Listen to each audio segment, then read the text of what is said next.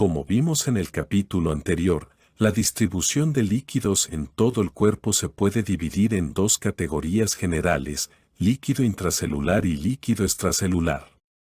Entre estos compartimientos intracelular y extracelular, el agua se mueve pasivamente a través de la membrana semipermeable de las células.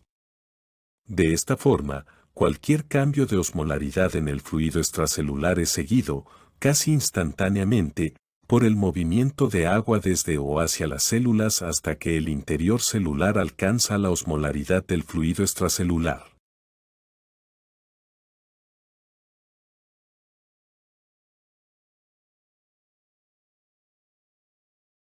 Se espera que al finalizar este capítulo el estudiante domine los objetivos específicos aquí presentados. En este capítulo los objetivos específicos están relacionados al movimiento de agua entre los compartimientos del cuerpo. Aquí usaremos la representación de Darroch-Janet para evaluar el movimiento de agua entre los compartimientos extracelular y el intracelular en situaciones fisiológicas, no fisiológicas y patológicas. Relacionaremos estas condiciones a parámetros medibles del análisis de sangre, es decir, de los datos del valor del hematocrito y de la concentración de proteínas del plasma.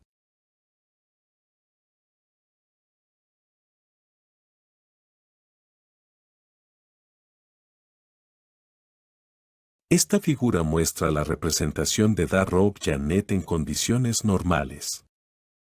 Esta representación gráfica muestra cualitativamente, en la barra horizontal los volúmenes del fluido extracelular y del fluido intracelular, y en la barra vertical la concentración osmótica.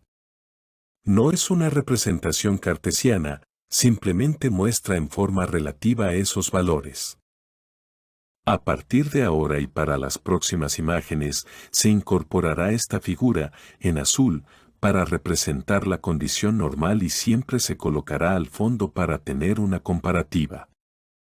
Con la representación de Darroch-Janet examinaremos cómo los cambios en la concentración osmótica del fluido extracelular afectan a la concentración osmótica y el volumen del fluido intracelular. Además, comprenderemos cómo estos cambios en el fluido extracelular modifican la concentración de proteínas plasmáticas y el valor del hematocrito. Para ello, utilizaremos ejemplos de condiciones fisiológicas, no fisiológicas y condiciones patológicas.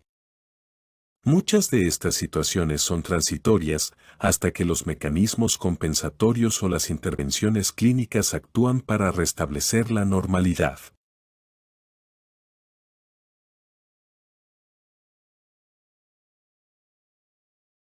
La imagen muestra la forma como se representan una contracción y una expansión de volumen isotónica, es decir, sin un cambio inicial en la concentración osmótica del fluido extracelular. Recuerde que en el fondo la caja en azul representa los valores normales. Se puede observar que los cambios de volumen del fluido extracelular manteniendo la concentración osmótica normal, isoosmolar, no influyen ni en la osmolalidad ni en el volumen del fluido intracelular. La figura muestra el aumento del volumen o expansión de volumen que es indicado por la flecha apuntando hacia la derecha y la disminución del volumen o contracción de volumen, indicado por la flecha apuntando hacia la izquierda.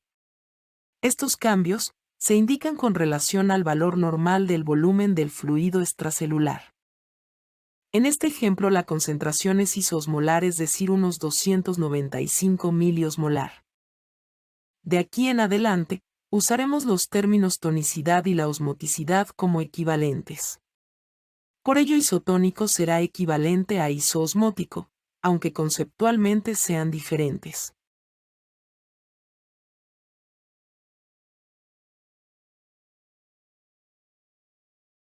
La figura muestra una contracción de volumen isotónica.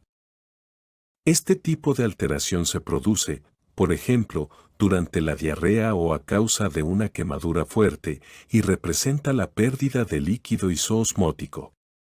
Como resultado, el volumen del fluido extracelular disminuye, pero no hay ningún cambio que acompañe en la osmolaridad porque el líquido que se perdió es isoosmótico tal como muestra la caja amarilla. Debido a que no hay ningún cambio en la osmolalidad del fluido extracelular, no hay un movimiento de agua a través de las membranas celulares y el volumen del fluido intracelular permanece inalterado. Como se muestra en la parte derecha de la figura, tanto la concentración de proteínas plasmática como el hematocrito aumentan debido a la reducción del volumen extracelular, claro, ello con relación con sus valores normales que es denotado en la figura con la letra N.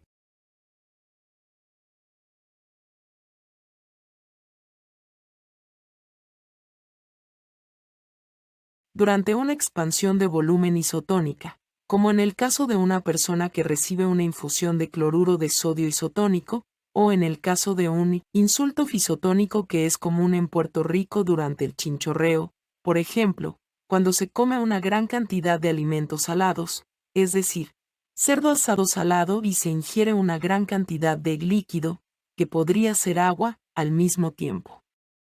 Esta situación es similar a la infusión isotónica de cloruro de sodio de forma intravenosa.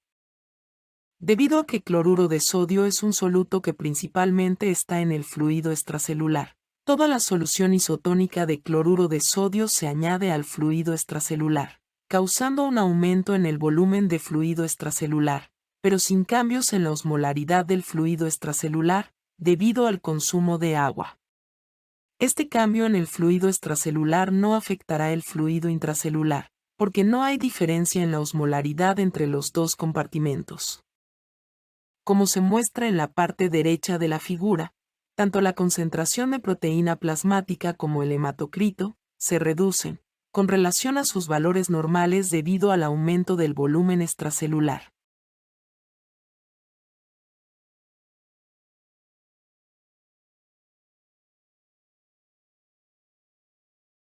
Esta figura muestra lo que sucede durante la expansión de volumen, en condiciones en las que se altera la osmolalidad del fluido extracelular.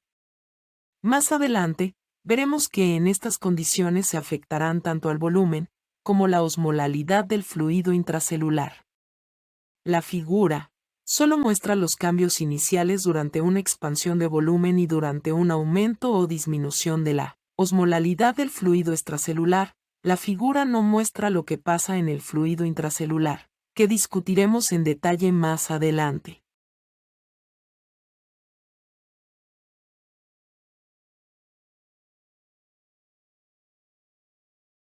La figura muestra una expansión de volumen hipertónica, por ejemplo, por una inyección intravenosa de solución salina concentrada o una inyección de manitol.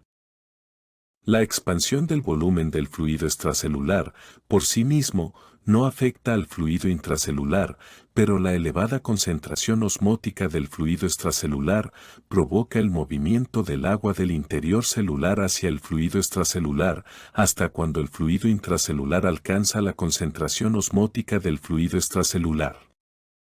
Para que el fluido intracelular alcance la concentración del fluido extracelular, las células deberán perder agua y esto se muestra en la representación por la flecha azul. En esta expansión hipertónica, el hematocrito se reduce, por dos razones.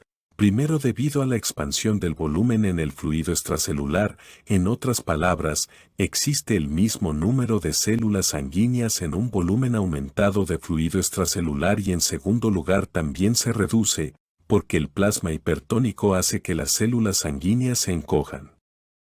Sí, debemos pensar que también son células.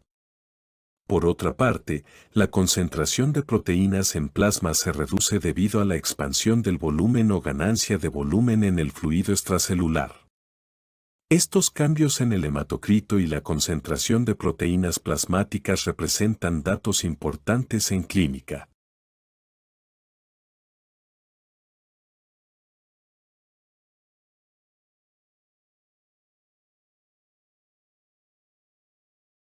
Esta figura muestra lo que ocurre durante una contracción de volumen hipertónica, por ejemplo, durante deshidratación, diabetes insipidus, deprivación de agua y en alcoholismo.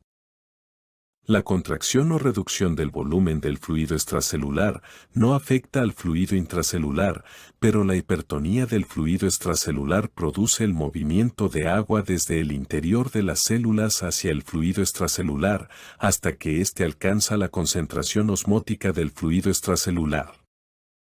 Como se muestra en la parte derecha de la figura, el hematocrito aumenta debido a la contracción o reducción del volumen en el fluido extracelular, pero, por otra parte, se reduce debido a que ahora se encuentran en un plasma hipertónico que promueve que las células sanguíneas pierdan agua. Recuerden que el número de células sanguíneas no ha cambiado. En definitiva, esto hace que el valor del hematocrito esté cercano a su valor normal.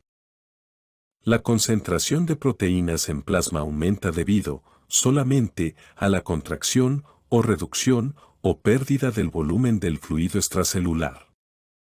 Estos cambios en el hematocrito y la concentración de proteínas plasmáticas representan datos importantes en clínica.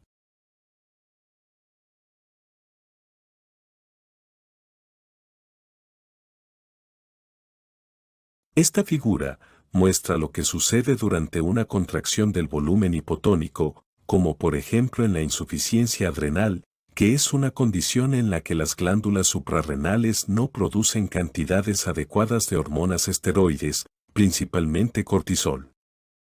La baja producción de aldosterona, un mineralocorticoide, reduce tanto la conservación del sodio como la retención de agua y eleva la retención de potasio.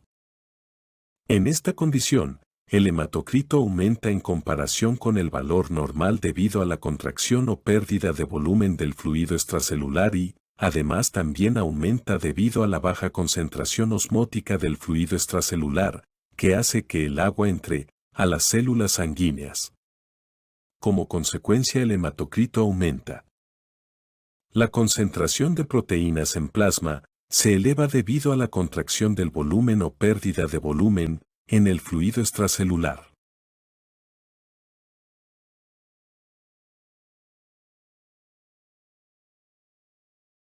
El síndrome de secreción inadecuada de hormona antidiurética SIADH implica la secreción o acción continua de vasopresina arginina AVP, causando un volumen plasmático aumentado. El deterioro resultante de la secreción de agua y la consiguiente retención de agua produce la hiponatremia, es decir, una reducción en la concentración de sodio por debajo de 135 milimolar, con la concomitante hiposmolalidad, es decir, una osmolalidad plasmática por debajo de 280 miliosmolar, lo que conlleva a una alta osmolalidad de la orina. Todos estos son el sello distintivo de SIADH. La clave, para entender la fisiopatología, los signos, los síntomas y el tratamiento de SIADH, es saber que la hiponatremia es el resultado de un exceso de agua en el fluido extracelular, en lugar de una deficiencia de sodio. El hematocrito se mantiene más o menos el rango normal, ya que, en primer lugar, se reduce por la expansión en el volumen en el fluido extracelular y se incrementa debido al plasma hipotónico que hincha las células sanguíneas. La concentración de proteínas en plasma se reduce debido a la expansión del volumen o ganancia en el fluido extracelular. Estos cambios en el hematocrito y la concentración de proteínas plasmáticas representan datos importantes en clínica.